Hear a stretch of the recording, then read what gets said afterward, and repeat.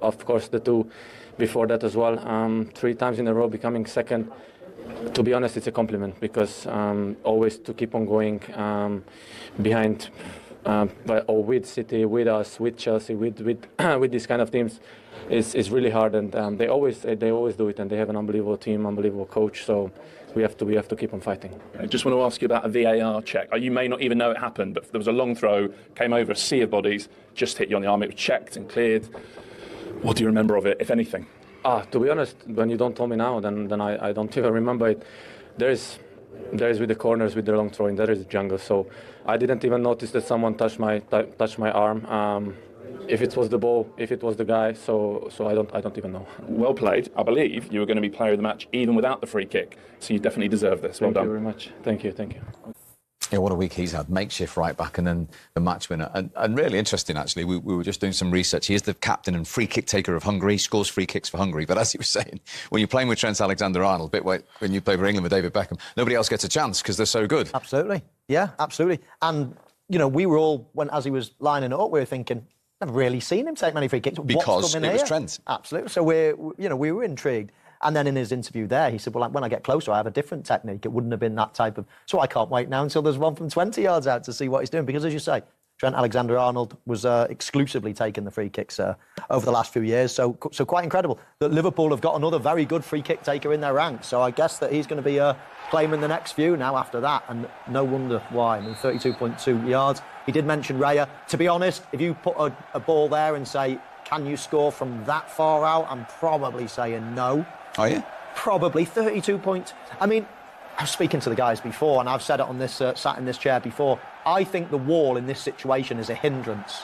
I don't know. I think soon, I'd be surprised if soon, when the ball is that far out, 32 yards out, over 32 yards out, if the goalkeeper stands in the middle and there is no wall, I bet he doesn't have to even dive. I bet he can just shuffle and catch it. The wall in that situation is a hindrance. They don't get to see it. It gives somebody a target to hit it over and up. The goalkeeper always has to shuffle one side of the goal or the other.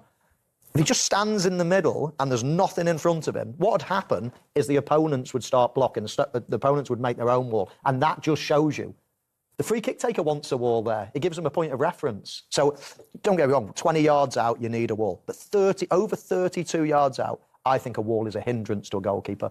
What's the defender's point of view? Yeah, no, I do agree with that from that far out. I think if you give any footballer a shot from that far out with nothing in front of them and said, hit that, I don't even know sort of what technique you would go for. I think people would just try and lace it. But listen, it's obviously something that now the amount of set piece coaches that are coming in, they've put work into it. He said it himself. He said they always look Raya moves behind the wall, so it's obviously something that they've picked up and worked on. And listen, I'll never ever hit a ball as well as that, so it's hard for me to comment on, but it was a great free kick.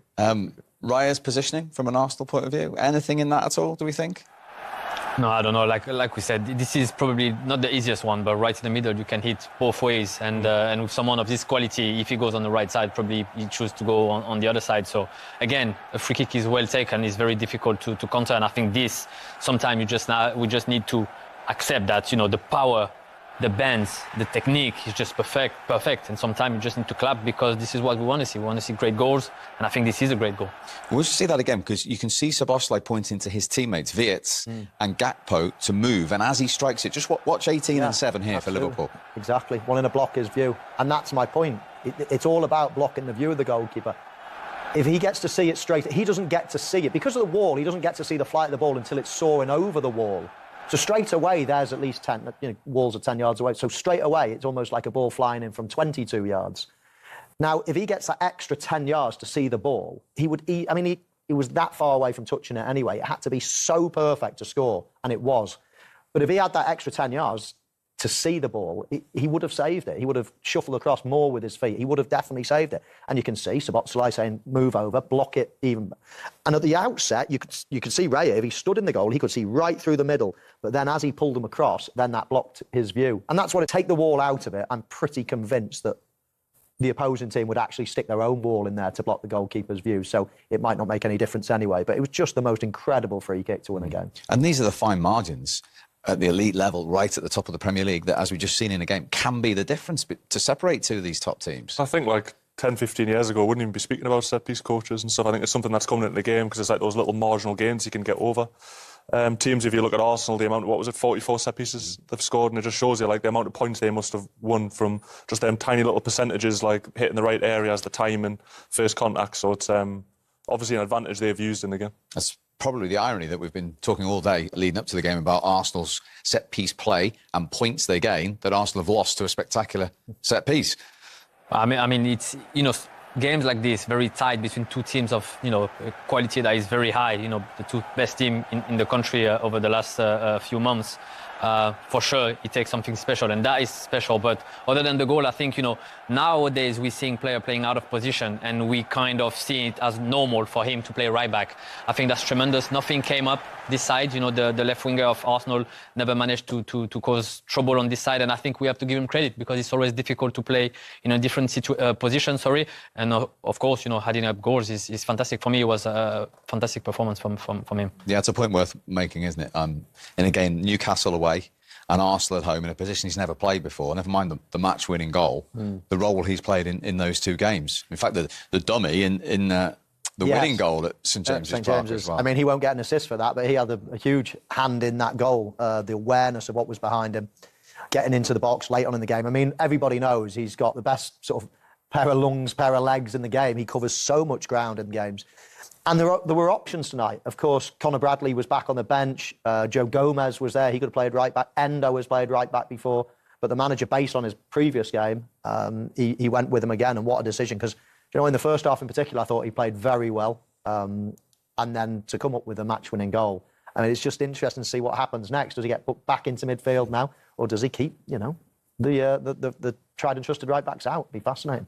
Yeah, I think as well, like from a positional point of view, Liverpool like bringing the right back into midfield. So if you've got a midfielder who's comfortable on the ball and can do that, it's the risk that you're taking off the ball that he maybe isn't as comfortable defending. But at the moment, he seems to have done it well. You look at Arsenal the other way around, they want to bring Calafiori into midfield or Timber into midfield. But if you're bringing someone who's naturally good with like playing with the back to goal and can get on the half turn and play forward, then that can only be an advantage. Was that something you guys discussed on Monday down your left-hand side? The first game he played at right back. Yeah, 100%. Yeah, like it's not his usual position, so it's something that you've got to look at as a weakness to attack. But he's done really well in that position. But it's always seemed to be that with Liverpool, whether it was Trent sort of drifting into midfield, who maybe had that.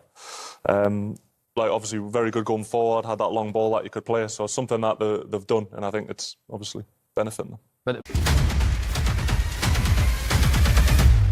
Indumentaria, la Kings Limited Gold Edition, solo hay 50 unidades de todos los equipos y también puede ser vuestra entrando en kingsleague.pro, así que es los datos a tener en cuenta en cuanto a indumentaria.